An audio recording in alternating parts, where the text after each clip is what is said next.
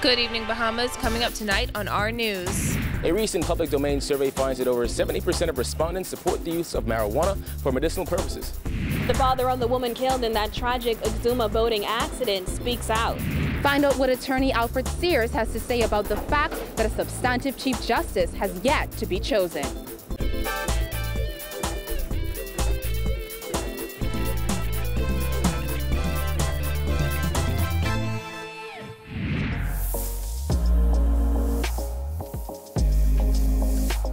Our news is brought to you by Alive. Welcome to our news and thanks for joining us. I'm Christina Dragovich. Topping news tonight, a newly released public domain poll shows 71% of Bahamians support the legalization of marijuana for medicinal purposes. The findings come as a leaked report by the CARICOM Commission on Marijuana finds that the body is unanimous in its view that cannabis or marijuana should not be classified as a dangerous drug. Kyle Joaquin tells us more.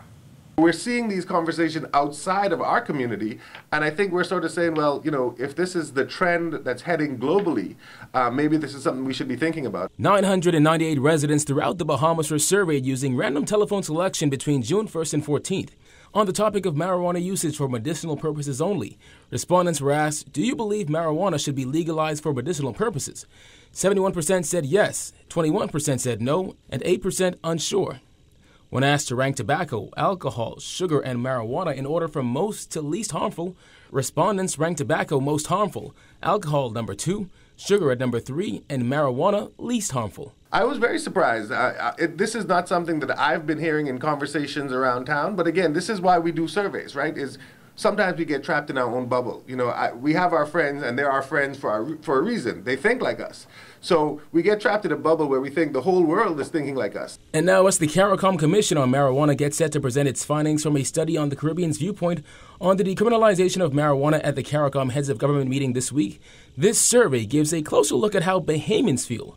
When asked, do you agree or disagree that medical marijuana legalization will lead to increased recreational use, 47% strongly agreed, 11% somewhat agreed, 14% said neither, 7% somewhat disagreed, and 22% strongly disagreed. Respondents were also asked if they agree that medical marijuana is addictive. 56% agreed, 26% disagreed, 18% strongly disagreed, and 20% said neither. 60% of Bahamians who had knowledge about medicinal marijuana were getting it from the internet, and then the second highest number was the television. So we're getting this information from abroad, from sources that are not local sources, and that we haven't spoken to yet. So that tells me that there's a place for an entity to come along and say, listen, we want to talk to you about this. Earlier this year, Attorney General Carl Bethel said he will not support the legalization or decriminalization of marijuana in the Bahamas as long as it is criminalized by the U.S. federal government. Now, because this was a survey with over 900 Bahamian respondents, we took to the streets to hear what you had to say. Medical purposes only. You would support that? Right. You would support that here in the Bahamas. Do you think we should have the discussion in the Bahamas? Of course we should. Why so? It's worldwide, so why not in the Bahamas? It is a plant, it does come from the earth, but if you're adding different chemicals to it, that's still hurting your body in some way. Mm-hmm. You see, it still alters your state. Right. And you're not really supposed to be taking things that alters your state in any way. That's the same as alcohol. But not everyone was as receptive or interested in the thought of legalizing marijuana, even for medicinal purposes. No, sir, I don't. Why not?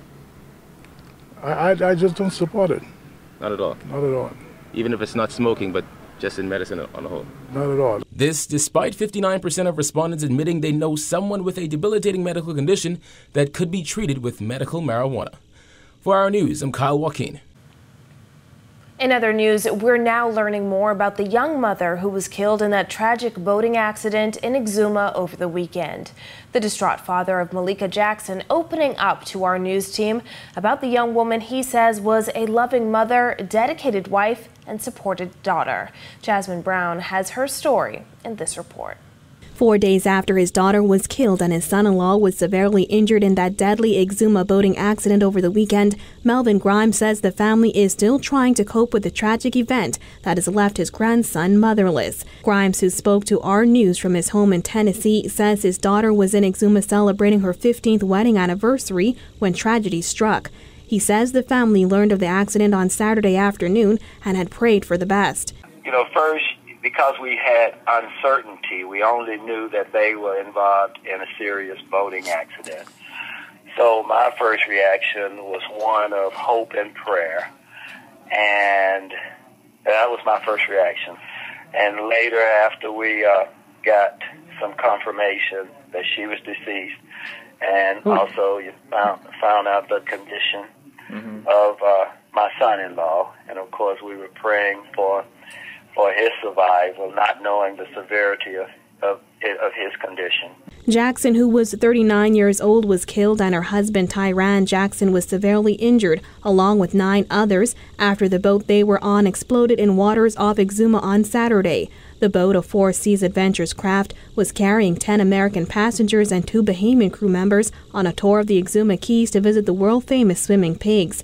It is still unclear what caused the explosion.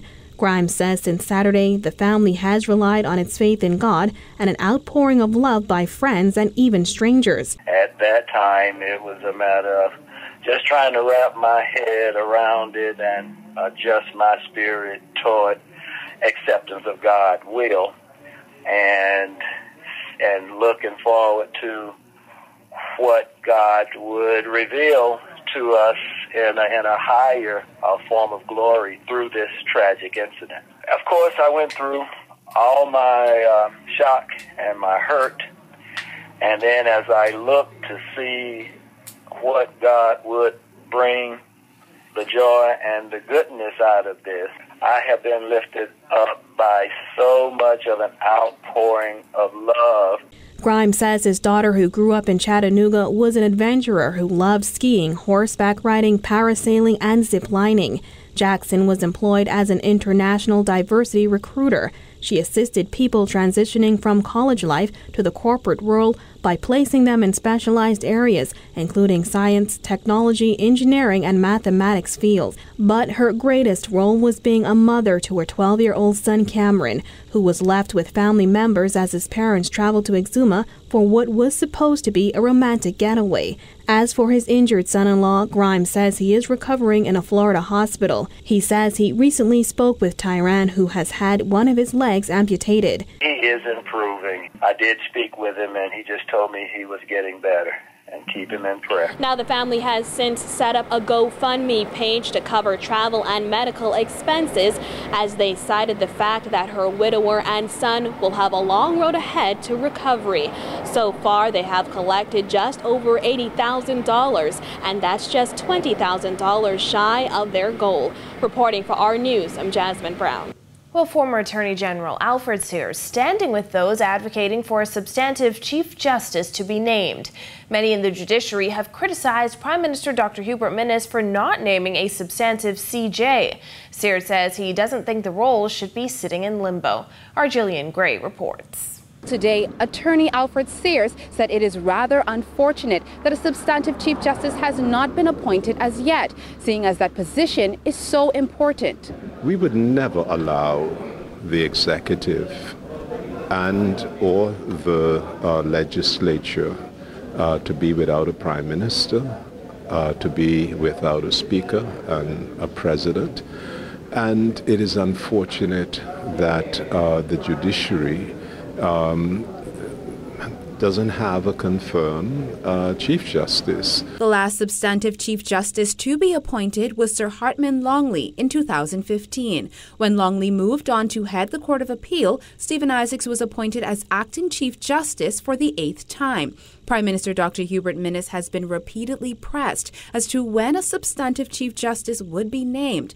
His response to insistent questions from the media has ranged from, which is priority to you, your lights going off or you getting a CJ, to I'm going home to eat stew fish. However, Sears insisted having an acting Chief Justice for an extended period of time sends the wrong message. The head of the judiciary ought not to be acting for any extended period of time, because the principle of judicial independence require that nobody really ought to be serving, hoping, praying, wishing that they are confirmed. Yesterday, when pressed yet again, the Prime Minister said we cannot function without one, but declined to say when a Chief Justice would be appointed, only telling reporters the Cabinet Office will issue a statement when one is appointed. Certainly, the head of that body ought to be confirmed and not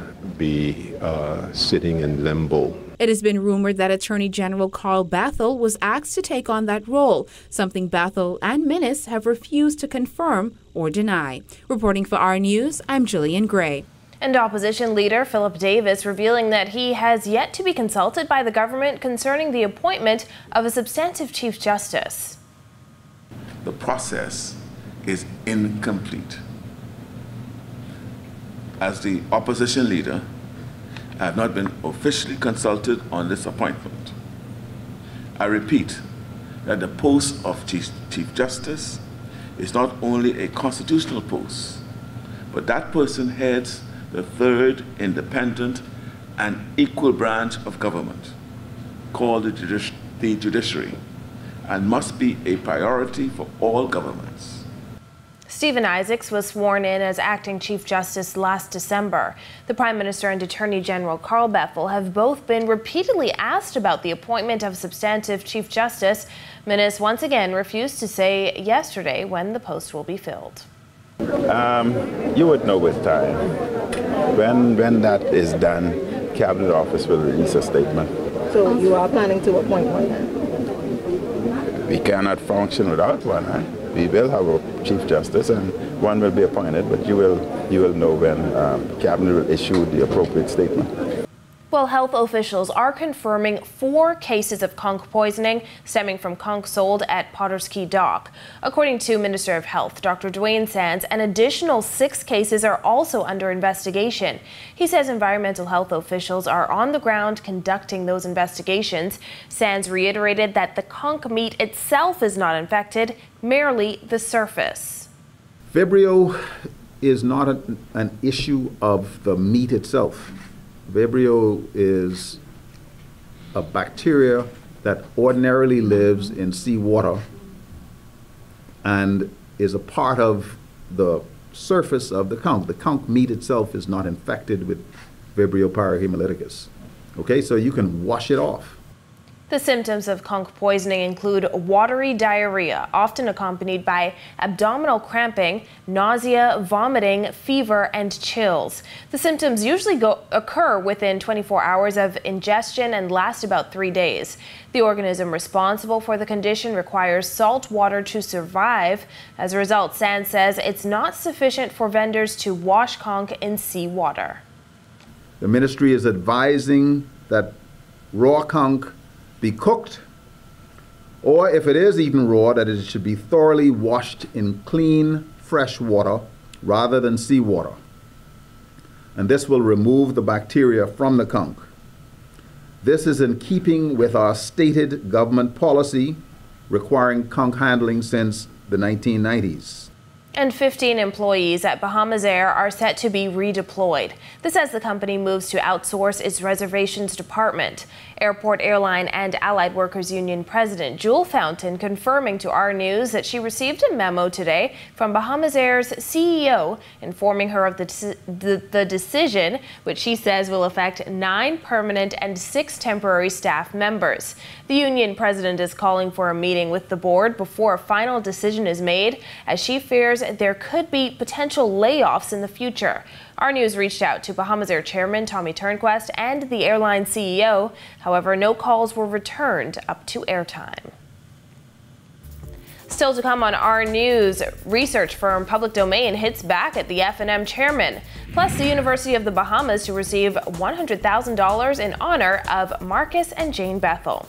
Coming up when Our News returns.